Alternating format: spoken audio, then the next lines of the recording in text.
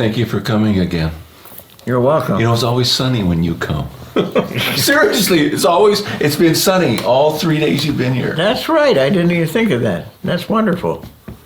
Yeah, I love sun. So, let me start it off. Shoot.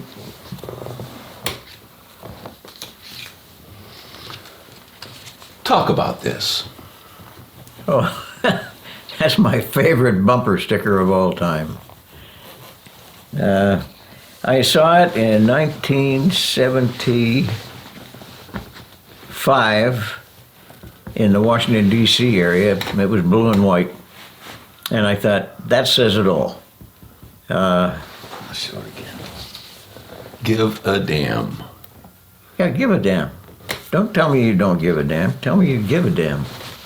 And I thought, how wonderful. I would like to have some of those. I could never find them. Never. But I had mentioned them to Ian Warren, one of our pharmacists, and he's a member of our Lions Club and a dear friend.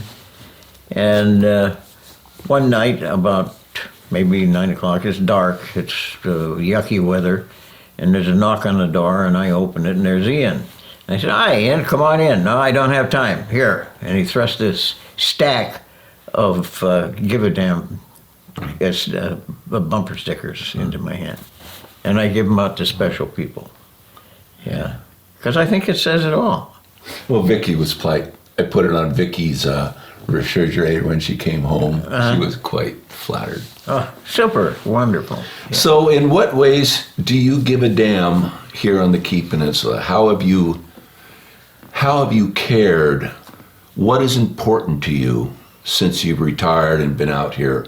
What is it that has kept you busy out here?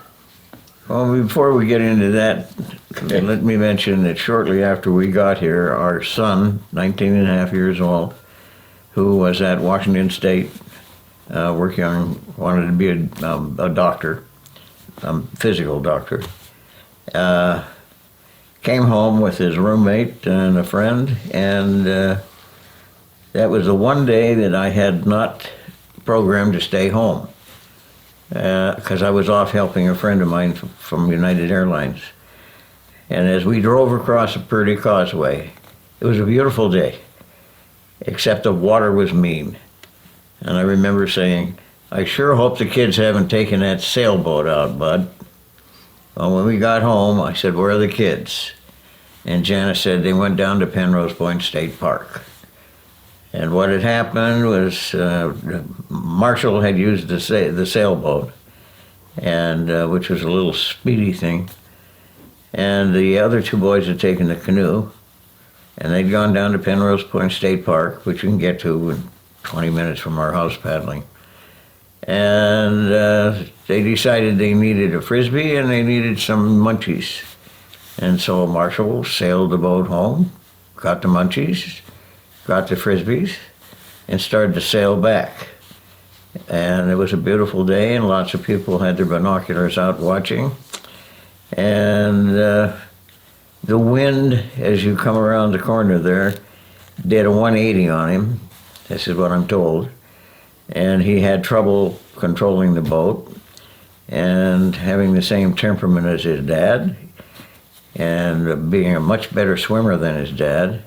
He took off his shoes and dove in to swim ashore, and he's never been found. That just about killed me, because this young man could swim 5 miles and not take a deep breath. But that's in the Mediterranean, where the water's warm. This water, Puget Sound water, will hit you with hypothermia in seconds, and that's what we figure happened to him. So that sent me into a real tizzy. I'm so sorry. I was not someone you want to be around. Perfectly outrageous. And the fire department came after me and said, "We need you to be a volunteer firefighter." Now, in my background, because the pain was just consuming you? Well, no, I don't think they were thinking of that. I think the way they put it to me is, in those days we had a paid chief, and he was paid peanuts, and a paid mechanic. That's it. The rest of it was all volunteer. And they told me that the volunteers, the male volunteers, are in the shipyards. And the female volunteers, many of them are not strong enough to lift a 50-foot length of hose, and you are. So we need you here. You're here, you're in good health, and so on. And I thought, I'm not going to join this country fire department where the sole purpose in being alive is to run around after a big red wagon. And then my conscience got the better of me, and I thought, okay, I'll give you guys maybe 3 months. You'll hate me, and I'll hate you, and that'll be the end of it. Okay, that was in 1980, May. I'm still with the fire department. Is that so? It saved my life. It really did. In what way did it save your life? It saved my life because I was pretty close to going swimming looking for my son, knowing I would not come back. So they kept me out of the water with no intent to do so. But shortly after I was with them, I would say about 6 to 8 weeks, I was with a save of a guy who had all but died from a cardiac problem, and we brought him back to life with no brain damage. And I thought, there's a reason for you to hang around, okay? And not long thereafter, they made me the president of their association. I'm thinking, what am I doing? This is ridiculous. And then they put the screws to me and wanted me to run for fire commissioner, and I was not going to run for fire commissioner, absolutely no way, but I did, and I became a fire commissioner. Oh, you did? And that would be 1982, I became a fire commissioner. And that's a 6-year term. And we started doing things, making things happen. What stations were here at that time? At that time, okay, the fire district was formed in 1952. I was nowhere near here at that time. I was in Japan. No, I was in Washington, D.C. And they formed it with $50,000 from this constituency here. And they bought 4 fire engines, okay? And they built 4 fire stations with $50,000. Can you believe that? Wow. You couldn't put the rubber on our cars now for that. No, I know. Yeah. And it was all volunteer, and it began to establish itself as a viable fire department, saving lives, that sort of thing, and had the reputation with certain malcontents of saving the foundations of a lot of houses, because if you don't tell me where you live, don't expect me to put your fire out, because I can't find you. Right. Okay? And we had that problem for a long time. But the fire department literally saved my life. As a fire commissioner, I looked at the entities in the fire and emergency medical services and realized that we're all singing from different sheets of music when we go to Olympia. And Olympia and the National have a propensity for mandating what you're going to do, what kind of equipment you have to have, et cetera, et cetera. And we're not fighting back. They're not giving us any money to do these things. They're just telling you how to do it. No, they don't tell you how to do it. They tell you to do it, period. Oh, all right. Okay? And that kind of got under my fur, as it did with most people in fire and emergency services. And I was, at that time, vice president of the Pierce County Fire Commissioners. And I started a movement. I said that because I had learned that there was a congressional fire and emergency medical services caucus at the national level, which was formed by a former fire chief, a congressman now, from Philadelphia. And the purpose of it was for all of us to sing from the same sheet of music. Mm-hmm. And I had a terrible time trying to get that idea across. Eventually, then I also ran for and became a member of the Washington Fire Commissioners Association board. That's state level. I was the director for Region 7, which is Pierce and Thurston County. And I used that as fulcrum to get the message across. The chiefs were with it, the union was with it, the volunteers were with it. Only the elected officials, the fire commissioners, were against it. Is that right? Yeah, they sort of like what's going on right now with elections. Lies, innuendo, all sorts. It's going to cost a lot of money. It wasn't going to cost a penny. All we're going to do is all sing from the same sheet of music. Right. Well, the chiefs came to me and said, would I work with them? And I said, Jim, you know I would work with the devil. We've got to get this thing through. Well, we did. We got it through. Well, you did. Good. And one of my proudest moments, I had retired in '96 from being a fire commissioner. And we had at the Doubletree over in Seattle, we had something like 36 legislators and chiefs and so on. We had a huge dinner. This was the first caucus meeting, and I have already retired, but I'm there. And Skip Hauser, who was from Thurston County, Thurston 9, was the president of the WFCA at that time, and he said, the reason we're here tonight, folks, is because of the following people, and he named 5 people who stood. And he said, we should have a round of applause for these people. And they sat down. And I thought, well, you know, I'm retired, so I don't count. And then Skip said, would Hugh McMillon please stand? And I stood. And he said, if you're wondering why I've asked Hugh to stand alone, it's because Hugh has been standing alone for 14 years. And we would not be here tonight but for his effort. And that just blew me right out of my socks, because we did form the Washington State Legislative Fire Services Caucus. And I don't know if they still have it or not. Wow, that's quite an honor. Yeah, I was pretty proud of that. So from fire service, and what else happened? So fire service, now everyone knows that you're a solid citizen and a guy that get things done. Now everyone wants you, yes?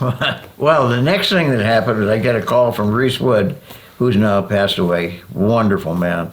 He was with me, one of the charter members of Keeping Us a Lions Club.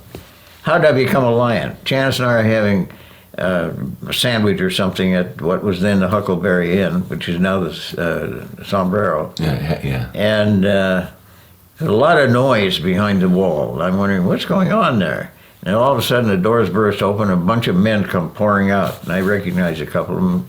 I said, what's going on? We're forming a club. What kind of a club? A Lions Club. What's that? Okay, that's how I got into Lions. I see. I had to recruit myself.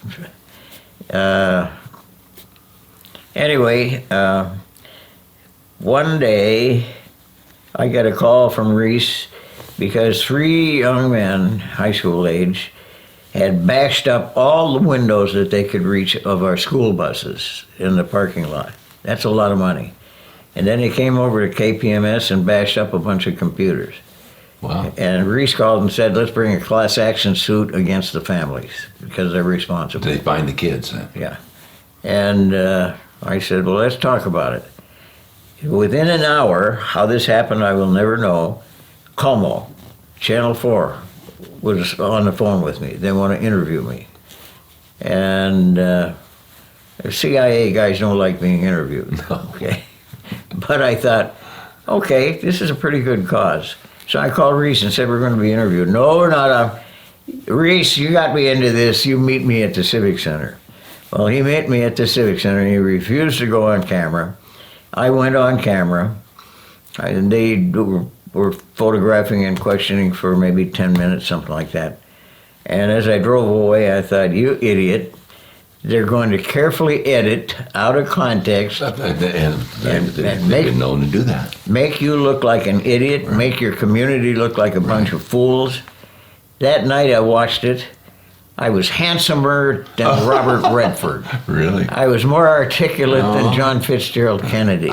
I was fabulous, and, which blew me away, and the phone started ringing. What can I do to help?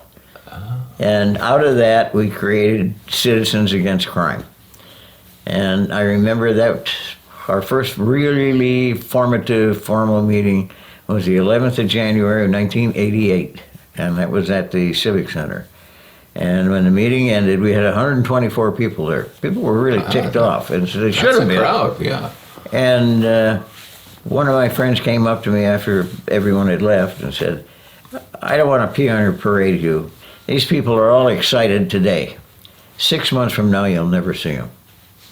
Well, it's been a long 6 months because Citizens Against Crime is still functioning. Happening. It is. Yeah, we've gone through several presidents, and we are non-confrontational. We do not carry any heat, no weapons. Right. We carry cameras and recorders, and we report what seems sinister or whatever to the sheriff's department. And we have the blessing of the sheriff's department because we are extra eyes and ears for them. Yeah. And they say that we are largely responsible for having taken the label methamphetamine capital of the world off of the key. So we had a lot of methamphetamine out Moved here. it over to Mason County, I think. I don't care where it went, just so it got out of here. Yeah. So let's see, that's Lions Club, CAC, Fire Department. Then I got involved with a thing that we now call the Peninsula Emergency Preparedness Coalition. In those days it was called the Committee. And it involved both Fire District 5, that's Gig Harbor Fire, and 16, that's us, in trying to prepare our population for what is coming. It is not a question of if, it's a question of when we're going to get creamed with a major quake. And we're trying to get our population prepared because you're not going to get any service from the police, you're not going to get any service from the sheriff's department, you're not going to get any service. Well, there won't be services, will there? They will be torn apart, one. Two, they will be so overly taxed with things to do, they won't be able to help. You've got to take care of yourself. And if I haven't given you the card, remind me to give you the little card. It's a little checklist of what you should have in your car. You should have a gallon of water for each person in your car. Okay? You should have a shovel. You should have a blanket. Probably something to make fire. Yeah, exactly. Yeah. Kurt Scott, I ran into him. He was over at Costco. He and, I can't remember the name of the other man. But they were actually... Yes. Yeah. And I put that in the paper. Oh, you did good. Yeah. That's another thing I do. I got involved with both the Key Peninsula News and the Peninsula Gateway newspapers. And I don't do a whole lot with the Key Peninsula News now because they have a policy that if it's in the Gateway, it can't be in the news. Oh, is that so? Okay. And that gives me the option of serving the needs of one audience 12 times a year. That's the Key Peninsula News, which comes out once a month. Right. Or two audiences 52 times a year because the Gateway is a weekly paper. And I stick pretty much with the Gateway because it gets good coverage. And I have a column in the Gateway that has been there for about 20 years now called Kids Corner. Right. And I let the kids write it. I don't interpret what they say. I don't give you my idea of what I think they said. I use their words. Oh, you do? And it's a big deal for the kids. Look, Mom, I was quoted in the newspaper. I'm somebody. I've had people in their early 40s stop me in the street and ask me if I remember them. And I say, you've got to help me. When I was in the third grade, it made a difference. Somebody gave a damn. Okay? Boy, that's kind of bringing it all around. Yeah, well, it's true. Somebody took interest in me as a nobody and made me feel that I was important. Let me know that I'm on the plan. Not me, Hugh, but me, Joe Dokes, a third grader, Right. fourth grader, fifth grader, whatever. Right. So I'm pretty proud of that column. Well, just the longevity of it alone is, Yeah, you know, Yeah. it being viable for so many years. That's pretty rare. yeah. Yeah, I'm pretty proud of it.